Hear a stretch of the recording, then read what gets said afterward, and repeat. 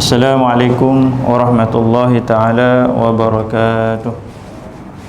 Bismillahirrahmanirrahim. Alhamdulillahi rabbil alamin. Wabihi nasta'in. Wala udwana ala zalimin. Wassalatu wassalamu ala ashrafil anbiya'i wal mursalin. Wa ala alihi wa sahbihi wa man tabi'ahum bi ihsanin ila yaumiddin. Allahumma salli ala sayyidina Muhammadin abdika wa nabika wa rasulika nabi ummiyi wa ala alihi wa sahbihi wa barik wa sallim taslima. La ilaha illallah Muhammad Rasulullah fi kulli lamatin wa nafasin adada ma wasi'ahu anullah. Subhanaka la ilma lana illa ma 'allamtana innaka antal alimul hakim. Rabbi shrah li sadri wa yassir li amri wahlul 'uqdatam min lisani yafqahu qawli. Allahumma iftah lana qulubana fi talabil ilmi warzuqna al-ikhlasa fihi wal 'amala bihi wan nashra bihi hatta ya'tiyana al-yaqin. Allahumma faqihna fid din wa 'allimna ta'wil. Allahumma harimna lazata ma'asati warzuna lazata ta'atik. Allahumma a'ina ala zikrika wa syukrika wa husni ibadatik. Ya Allah, alaman alaman alaman ya hafiz ya mujib qallisna minal waba. Wa sallallahu ala sayyidina Muhammadin wa ala alihi wa sahbihi wa baraka wa sallam walhamdulillahi rabbil alamin. Amma ba'du. Muslimin muslimat hadirin hadirat yang dimuliakan Allah Subhanahu wa taala. Jadi alhamdulillah pada malam ini dapat lagi sekali lagi kita menyambung pengajian kita daripada kitab Bidayatul Hidayah yang dikarang oleh Hujjatul Islam Imam Abu Hamid Al-Ghazali rahimallahu taala wa nafa'ana bi 'ulumihi wa bi 'ulumi masyayikhina fid darain amin. Iaitu masih lagi berkenaan dengan adab dalam persahabatan, yang mana sebelum ini Imam Ghazali telah sebutkan dalam adab-adab bersahabat itu pada muka surat 161, iaitu ada 23 adab-adab yang berkaitan dengan persahabatan. Seterusnya kata Imam Al-Ghazali, ringkas kata, maknanya daripada 23 adab yang disenaraikan itu, ringkas kata adalah seorang sahabat itu bermuamalah atau bergaul dengan sahabatnya seperti cara yang ia suka orang lain bermuamalah dengannya.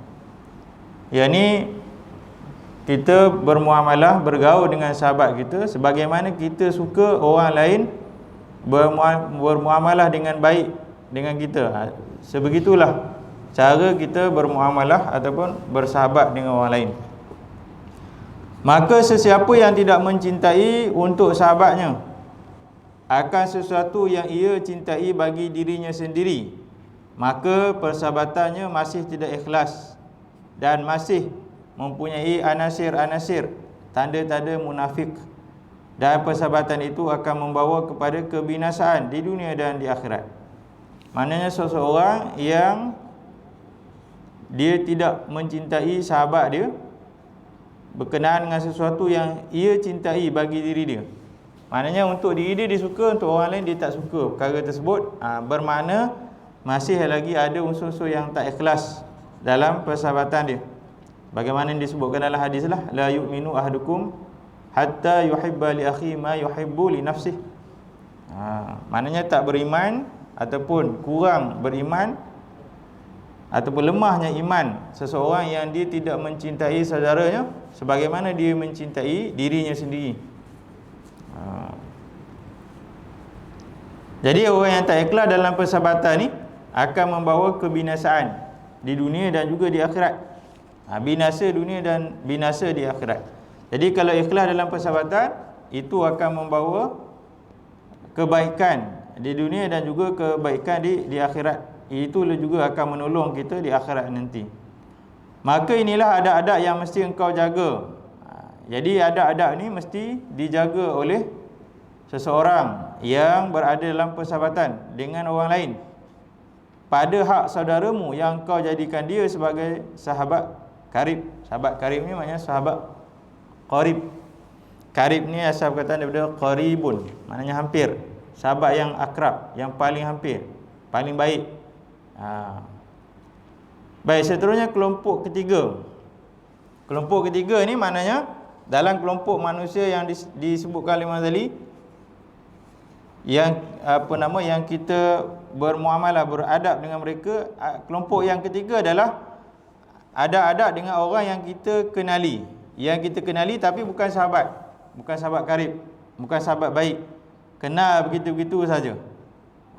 Jadi bagaimana kita nak beradab dengan orang yang kita kenal yang bukan sahabat karib? Maka disebut oleh Imam Ghazali, maka dalam kau berhati-hati daripada mereka. Maknanya orang yang kita kenal tapi bukan sahabat karib. Kerana engkau tidak menemui kejahatan kecuali daripada orang yang sudah engkau kenali. Maknanya kalau kita tak kenal seseorang, maka kita tak kenal lah buruk baik seseorang tersebut. Bila dah kita kenal, baru kita tahu buruk baik seseorang.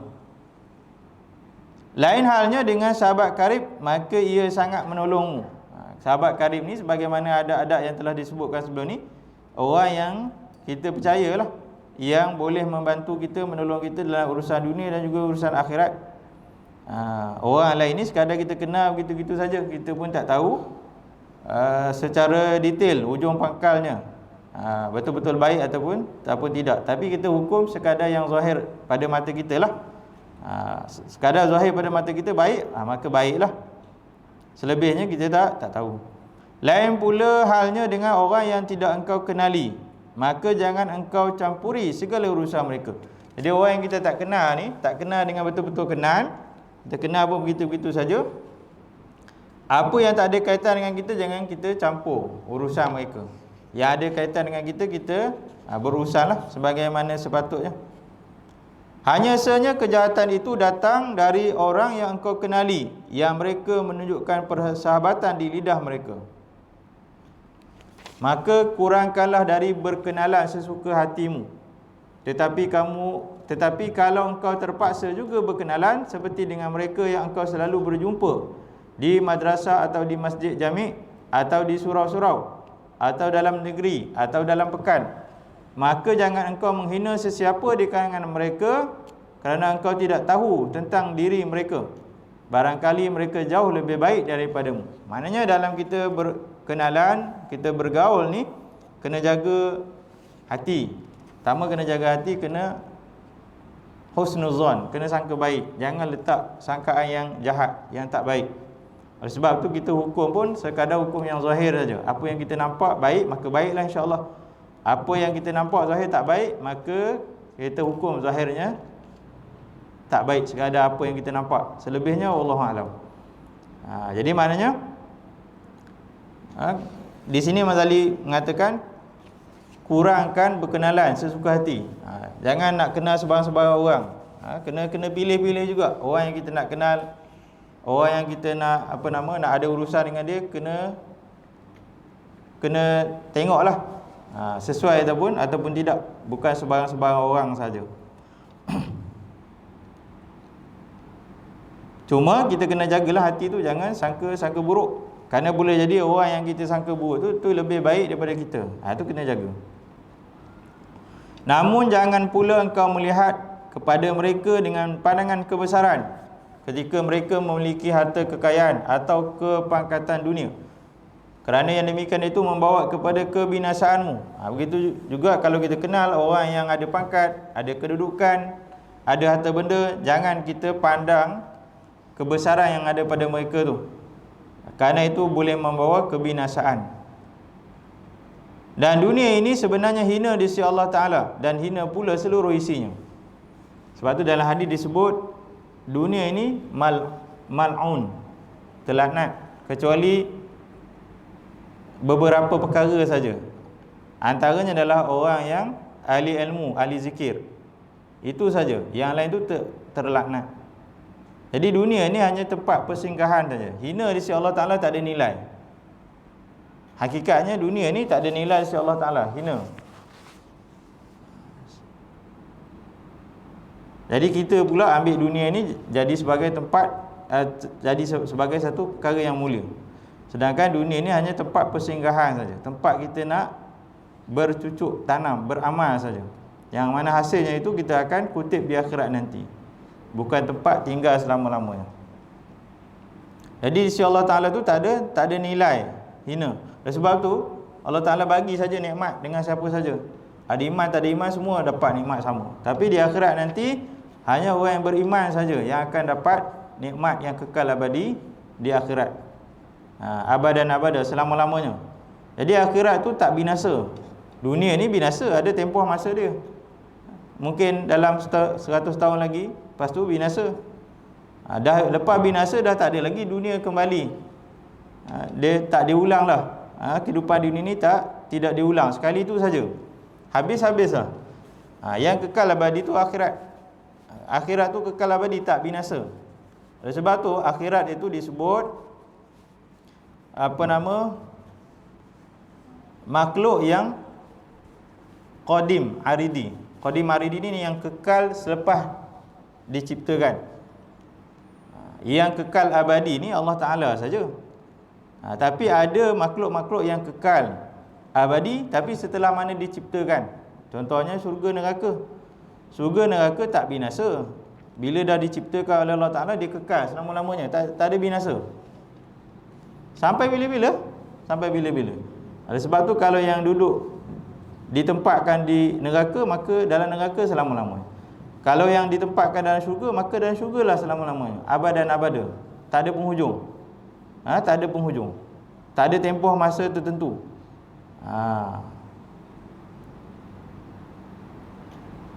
Jadi kalau orang yang jahil, dia akan buat olok-olok. Dia kata neraka ni jahanam. Sampai masa jahanam dia olok-olok. Seolah-olah neraka tu tak lama, sekejap je. Mungkin dalam tempoh-tempoh tertentu, lepas tu dah tak ada dah. Tidak, kekal abadi. Jadi siapa ke neraka, maka nerakalah selama-lamanya. Siapa ke syurga, maka ke syurgalah selama-lamanya.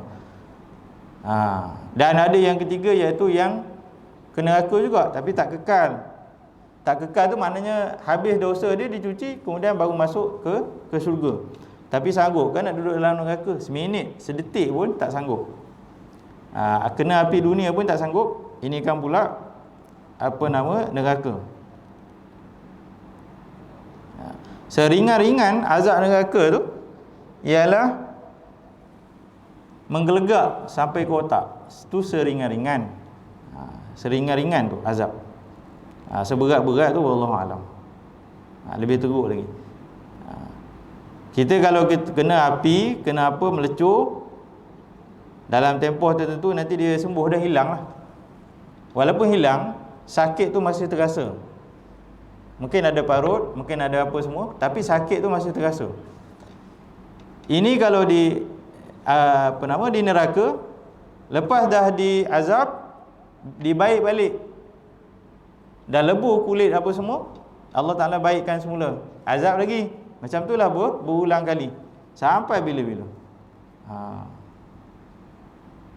Seksa. Seksa.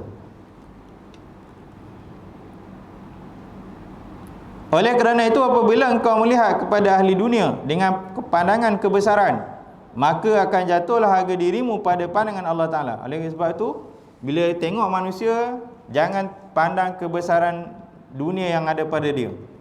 Kita boleh nak bermuamalah dengan orang kaya dan sebagainya, tapi jangan pandang kebesaran dunia dia. Kerana apabila seseorang dia pandang ahli dunia dengan pandangan kebesaran, dia rasa bangga dengan keduniaan yang ada pada seseorang, maka jatuhlah muru'ah dia, harga diri dia pada pandangan Allah Ta'ala. Sebab Allah Ta'ala tak pandang semua tu. Allah Ta'ala tak pandang. Oleh sebab tu dunia ni hanya letak di tangan saja, bukan letak di hati. Letak di tangan saja. Maknanya selama mana kita bermuamalah di dunia, selama itu kita ambil dunia sekadar perlu saja. Tapi bukanlah meletakkan dunia itu dalam hati. Kalau letak dunia dalam hati, dia akan hubbud dunia, cinta dunia. Susah nak lepas. Bila susah nak lepas dunia ni, seolah-olah dia nak hidup lama kat dunia, rasa nikmat. Dengan dunia, maka seolah-olah dia tak nak lagi berpisah, tak nak mati. Benci kepada mati. Dan jangan engkau mengorbankan akan agamamu kerana hendak mendapatkan sedikit daripada harta mereka, yang ni ahli dunia. Ini kadang-kadang setengah orang dia korbankan agama dia sebab dia nak dapat sesuatu daripada ahli dunia. Maknanya kalau orang berilmu, dia korbankan ilmu dia, berfatwa dengan fatwa yang yang hanya mengikut selera ahli dunia saja. Ini kena jujur. Maka barang siapa berbuat demikian, ia akan dipandang rendah pula oleh mereka. Jadi ahli dunia, kalau orang merendahkan diri kerana keduniaan yang ada pada mereka, mereka tak pandang tinggi pun. Mereka akan pandang rendah, pandang hina. Jadi orang yang berbuat begitu, dia terhina lah di sisi ahli dunia, apatah lagi di sisi Allah SWT. Kemudian ia akan terhalang daripada mendapat sebarang keuntungan daripada mereka. Jadi ahli dunia ni dia tak pandang pun. Dia dah tahu orang yang dekat dengan dia tu hanya nak keduniaan yang ada pada dia saja. Jadi dia akan pandang rendah, pandang hina. Dan orang yang mendekatkan diri kepada ahli dunia ni tak akan dapat untung pun daripada ahli dunia. Dan jikalau mereka yang kau kenali itu memusuhimu, maka jangan engkau lawan permusuhan mereka, kerana engkau tidak mampu melawan mereka. Bahkan nanti engkau akan merosakkan agamamu bila engkau terlalu sibuk melawan mereka. Maka akan panjanglah kepayahanmu dan sia-sialah amalmu. Jadi maknanya dalam hidup ni jangan cari musuh, jangan bermusuh. Sebab seelok-eloknya elak daripada bermusuh, cari kawan. Berbaik-baik, itu sebaik-baiknya. Apabila ramai musuh, maka masa tu akan habis dengan berlawan saja. Sibuk berlawan dengan musuh, akhirnya masa terhabis daripada beramal, daripada menuntut ilmu dan juga beramal, rugi. Hidup tak lama, tapi selama mana hidup, habis masa tu dengan bermusuhan, dengan bertengkar dan sebagainya. Jadi itu merosakkan agama. Merosakkan agama. Sebab itu disebut biasanya orang yang warak, bila ia mahu melawan musuhnya, ia akan melawan mereka dengan bahasa yang sopan dan penuh adab. Orang yang warak, bila nak berlawan, bertengkar, berhujah, mula-mula mereka akan guna bahasa yang sopan, penuh adab.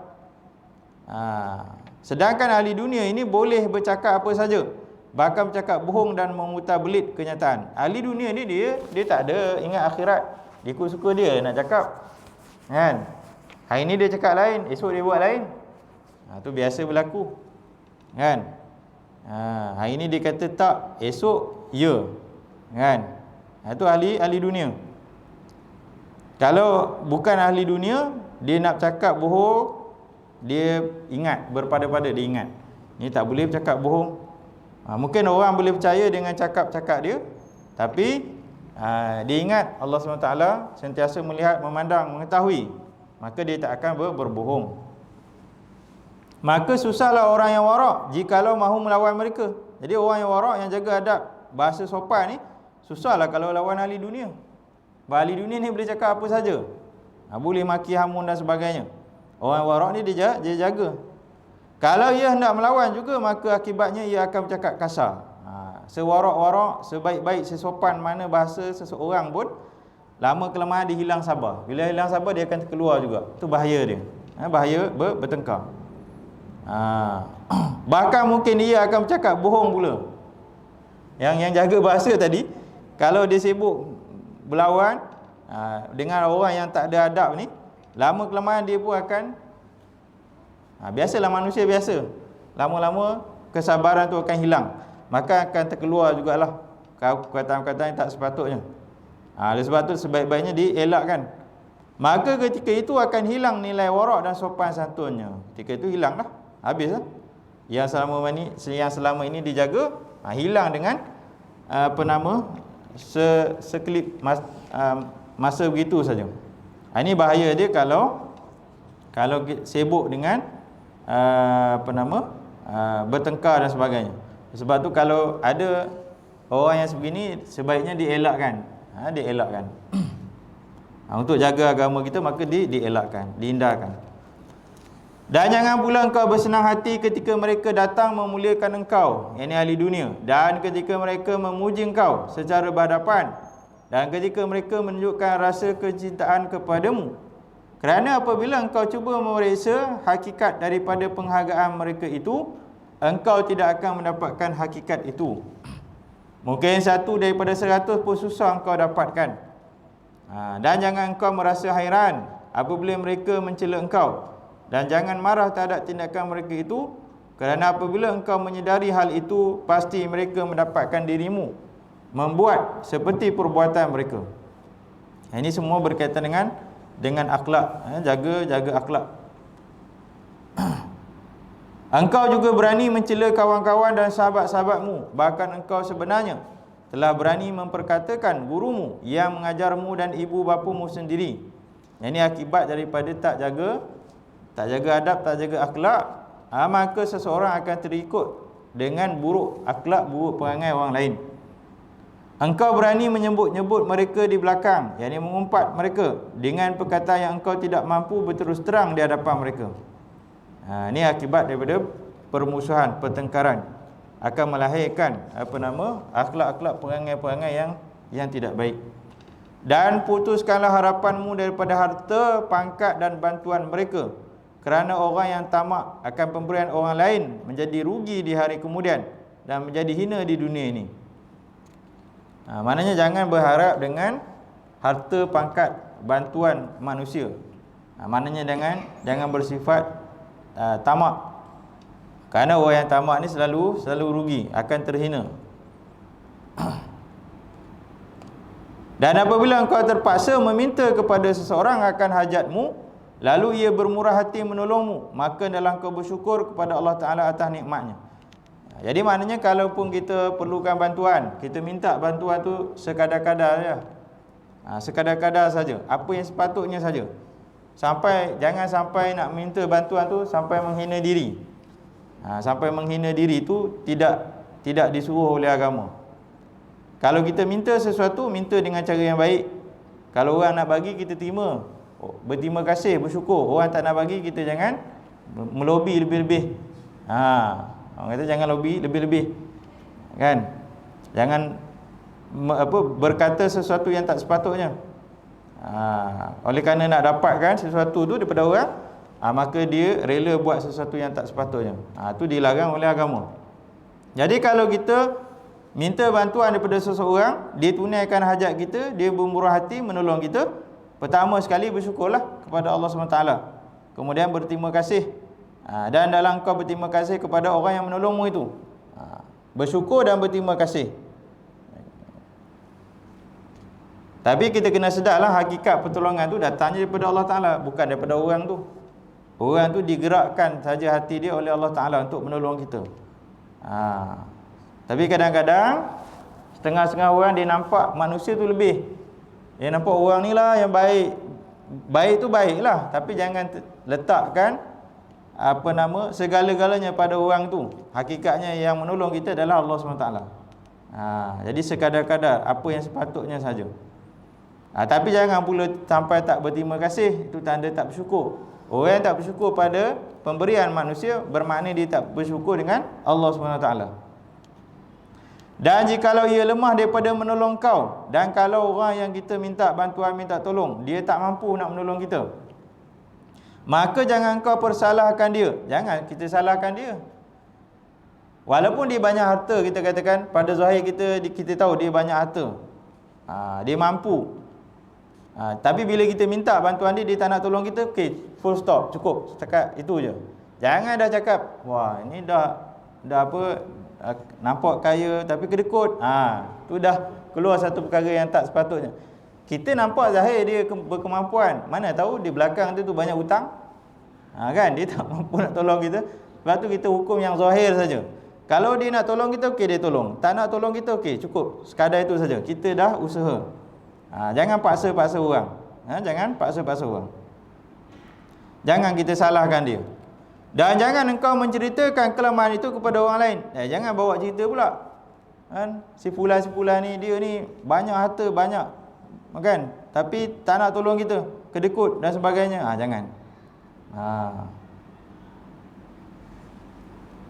Tapi kalau pemimpin lain, pemimpin kita tahu dia ada kemampuan tu, ada bantuan, ada sebagainya, kita minta tolong dia, dia tak tolong, kita boleh salahkan dia. Boleh salahkan tu dengan cara yang sepatutnya lah. Kecuali kalau memang tidak ada. Ini maksudnya kita minta tolong orang umum ni, orang yang umum. Kalau dia boleh bantu kita, okey, kita berterima kasih, bersyukur. kalau dia tak boleh bantu kita, jangan salahkan dia. Jangan ceritakan kelemahan tu kepada orang lain. Jangan bawa cerita. Kerana yang demikian itu akan menimbulkan permusuhan. Kerana itu boleh menimbulkan permusuhan, sangka buruk orang lain kepada orang tersebut. Kena jaga akhlak dia. Dan hendaklah engkau jadi seperti orang mukmin yang suka menerima keuzuran daripada orang lain. Kita ni kena jadi orang mukmin, orang beriman yang kita boleh terima keuzuran orang lain. Maknanya kalau kata kita minta bantuan dia tak boleh bantu kita, kita kena sangka baik. Dia boleh jadi dia ada dia ada kepayahan, dia ada masalah yang sehingga dia tak boleh bantu kita. Jadi kita maafkan dia. Kita terimalah keuzuran dia tu. Tu orang mukmin yang sebenar, boleh terima. Dan janganlah engkau jadi seperti orang munafik yang suka mencari-cari keaiban orang lain. Jangan jadi orang munafik yang suka cari aib orang. Bila dia tolong kita, kita sangka kita kata dia baik. Dia tak boleh tolong kita, kita kata dia jahat, dia tak baik. Ini sifat orang munafik. Jadi jangan cari aib orang lain. Dan adalah engkau berkata di dalam hatimu. Kena kata dalam hati dengan sangka baik, barangkali dia tidak dapat menolongku kerana keuzuran yang tidak dapat dielakkannya. Jadi dia ada kekangan-kekangan tertentu yang dia tak boleh tolong kita. Kita nampak je dia berkemampuan, tapi di belakang dia tu kita tak tahu. Boleh jadi sebagaimana dikatakan tadilah, dia pun ada masalah juga, masalah kekangan tertentu dan sebagainya. Takkan dia nak cerita dengan kita semua, kan? Jadi kita kena anggap itu satu keuzuran dia. Sedangkan keuzurannya itu tidak aku ketahui. Kita tak tahu apa masalah dia. Maknanya terpulang pada dia lah. Kalau dia boleh bantu kita, dia bantu kita. Maknanya kalau dia bantu kita bermakna dia kurang masalah-masalah yang ditanggung. Tapi kalau dia tak dapat bantu kita, kita anggaplah boleh jadi dia pun ada masalah sehingga menyebabkan dia tak boleh bantu kita. Maka kita kita terimalah keuzuran tersebut. Jangan sangka buruk, jangan bawa cerita dan sebagainya. Dan janganlah engkau memberi nasihat kepada mereka selagi engkau belum melihat pada mereka tanda-tanda akan menerima nasihatmu. Jadi kalau ada golongan manusia yang bila kita tengok mereka ni boleh terima nasihat kita, maka kita bagi nasihat lah. Itu nasihat yang baik. Kalau kita tengok pada diri mereka tu ada tanda-tanda yang mereka tak boleh terima nasihat kita, maka jangan bagi nasihat. Doakan saja. Kita tengok ada siapa-siapa, ada orang tertentu yang buat satu perkara yang tak sepatutnya, anak-anak muda dan sebagainya. Kalau kita tengok mereka ni boleh terima nasihat kita, kita nasihatkan dengan cara yang baik. Kalau kita rasa mereka tak boleh terima nasihat, boleh jadi belum sampai masa ketikanya untuk mereka terima nasihat, maka kita jangan nasihatkan. Kita doakan saja dalam hati. Itu cara dia. Kalau tidak, mereka akan menolak nasihatmu dan engkau jadi bermusuh dengannya. Maknanya kalau kita nasihatkan seseorang ataupun kelompok-kelompok tertentu yang kita rasa mereka tak boleh terima nasihat kita, kita jangan nasihat. Kalau kita nasihatkan juga, boleh jadi dia akan bermusuh dengan kita. Bila dah jadi bermusuh ni, itu satu perkara yang tak baik. Jadi lebih baik kita jaga hubungan tu. Cari masa lain, cari peluang lain untuk kita nasihatkan dengan cara yang baik. Tapi tak boleh putus doa. Doa tu kena sentiasa lah. Doa ni dia pun tak tahu kita doakan dia. Itu lebih selamat. Kalau kita nasihatkan dia dalam masa dia tak boleh terima, tu rugilah. Kita nasihatkan, nasihat tu baik, tapi ketika mana dia tak boleh terima, itu satu kerugian. Lebih baik kita elakkan, cari masa lain, cari peluang lain. Dan jikalau mereka salah faham di dalam satu masalah, sedangkan mereka tidak mahu belajar daripadamu, maka jangan engkau ajar akan mereka. Ini pun satu juga, ketika mana mereka belum boleh menerima, kita nak ajar mereka, jangan ajar lagi. Kalau ajar pun tak ada faedah dia, mereka tak boleh terima. Kena cari masa yang sesuai, cari masa lain. Kerana mereka akan mengambil ilmu daripadamu, kemudian lalu mereka akan menjadi musuhmu. Kecuali jika salah faham itu membawa mereka kepada melakukan maksiat dengan sebab jahil. Kecuali kalau salah faham tu boleh bawa mereka lakukan maksiat dengan sebab jahil, maka kena sampaikan. Sampaikan ilmu tersebut tu pun dengan cara yang baik, dengan cara bil hikmah. Maka ketika itu hendaklah engkau memberi nasihat kepada mereka dengan cara yang lemah lembut. Kena bagi nasihat tu dengan cara yang paling lemah lembut, paling baik, paling sopan. Bukan dengan cara yang keras dan kasar. Bukan dengan cara keras dan kasar. Kena sampaikan dengan cara yang paling baik. Hatta Nabi Musa AS pun, ketika mana Allah Ta'ala perintahkan jumpa dengan Fir'aun. Fir'aun tu kira boleh kata antara makhluk yang jahat lah ke muka bumi ni, sampai mengaku Tuhan. Itu pun Allah Ta'ala perintahkan Nabi Musa ditemani oleh Nabi Harun alaihi wasallam untuk cakap dengan bahasa yang baik. Cakap baik, bahasa yang elok. Kita jumpa hari-hari ni bukan jumpa Fir'aun pun. Kan? Kita bukan jumpa Fir'aun. Kita jumpa orang yang masih ada lagi sisi-sisi baik dalam hati dia, dalam diri dia. Cuma boleh jadi dia buat sesuatu tu sebab dia jahil. Boleh jadi sebab dia berkawan dengan orang-orang yang tak baik. Maka kita gunakan bahasa yang paling baik, paling lemah lembut, bukan dengan kasar ataupun dengan keras. Kerana bahasa yang lemah lembut ni, lama kelamaan dia akan terpaut juga di hati orang. Lama kelamaan akan terpaut. Kena guna bahasa yang baik. Bahasa yang baik ni ibarat air yang menitis di batu yang keras. Lama kelamaan dia jadi lekuk juga. Batu yang keras, kalau kena air tu hari-hari, lama-lama jadi lekuk juga. Sekeras-keras hati, lama-lama lembut juga. Apatah lagi hati manusia. Hati manusia ni sebenarnya dia lagi lembut daripada batu tu. Batu tu dia tak ada roh. Hati manusia ni roh. Dia lama-lama dia akan ada kesedaran. Tapi kena sabarlah. Kena sabar. Dan apabila engkau melihat daripada mereka akan kemurahan, ini dengan harta benda, atau kebaikan pada pergaulan, maka bersyukurlah kepada Allah Ta'ala yang telah mencampakkan kecintaan mereka terhadap dirimu. Maknanya kalau kita jumpa manusia yang bermurah dengan harta benda, kan, boleh bagi dengan kita sesuatu yang ada pada mereka, kemudian mereka baik dalam pergaulan, pertama sekali kena bersyukurlah kepada Allah Ta'ala, kerana Allah lah yang mencampakkan kecintaan mereka tu terhadap kita. Allah Ta'ala letakkan sifat kasih sayang, suka mereka tu kepada kita. Pertama tu kena syukur. Dan apabila engkau melihat daripada mereka akan kejahatan, maka serahkanlah urusan mereka kepada Allah Ta'ala. Kalau kita tengok mereka ada sisi-sisi yang tak baik, sisi-sisi jahat, kita serahkan urusan kepada Allah Ta'ala. Pertama, serahkan urusan kepada Allah Ta'ala. Kalau boleh bagi nasihat, nasihat dengan cara baik. Kalau tak boleh, serahkan urusan kepada Allah Ta'ala. Doa tu jangan tinggal. Dan berlindunglah dengan Allah Ta'ala daripada kejahatan mereka. Ni kalau jahat sangat kan. Nanti kalau kita berlawan, kita pula yang binasa. Maka serahkan urusan tu kepada Allah Ta'ala dan minta perlindungan Allah Ta'ala daripada kejahatan mereka. Dan jangan engkau berkata bagi mereka, kenapa kamu tidak mengetahui kedudukanku? Aku adalah Fulan bin Fulan.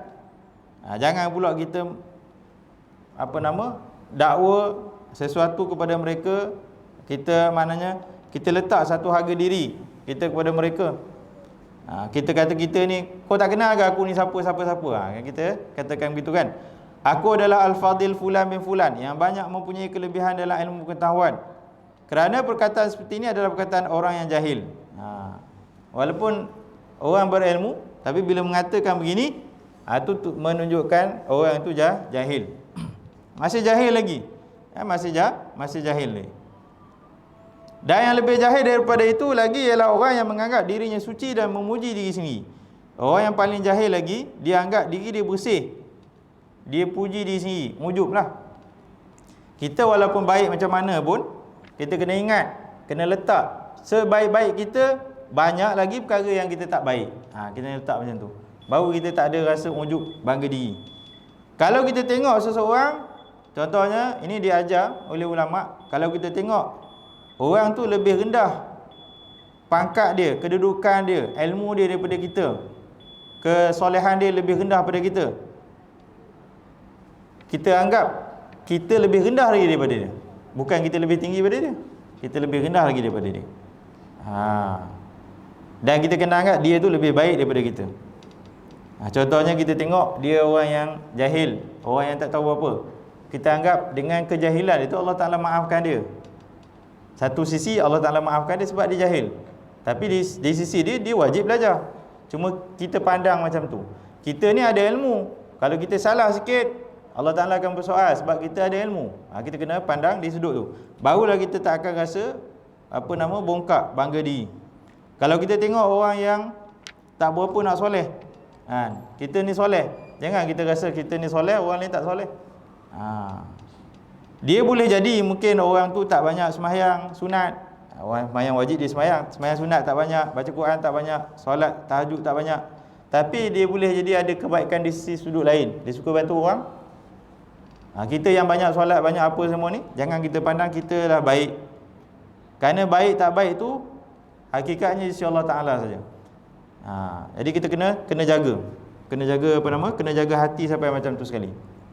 Jangan sekali-kali kita menganggap kita ni paling baik, paling alim dan sebagainya. Kena anggap kita ni paling tak baik, paling jahil. Sahabat-sahabat sebagaimana Sayyidina Abu Bakar pun anggap diri dia orang paling banyak dosa. Padahal ada ahli syurga dah. Kita kalau dapat ahli syurga, rasa berjalan tu hidung dah ke langit dah rasa. Kita masuk orang yang bercakap lah. Itu kita. Tapi sahabat, mereka dah dijamin syurga pun masih kata orang yang paling tak baik kat dunia ni, paling jahil, paling jauh daripada Allah Ta'ala. Rasa macam tu. Jadi bila rasa macam tu, kita akan makin dekat dengan Allah SWT. Tapi kalau kita rasa dah baik, jadi macam Iblis lah. Iblis dia rasa baik, sebab tu dia tak laknat. Sebab dia rasa lebih baik daripada Nabi Adam AS. Dia kata apa? Adam tu dibuat daripada tanah, aku ni daripada api. Api dengan tanah mana lebih hebat? Api lah lagi. Api membakar tanah, kan? Padahal dia tak tahu, bila api membakar, kita campur tanah, terpadam juga api tu, kan? Sebab dia rasa dia bangga, dia lebih hebat. Dia tak rasa dia ada sisi kelemahan dia. Itu sifat Iblis. Jadi kita berhenti dulu di sini. Jadi kita sambung nanti insya-Allah.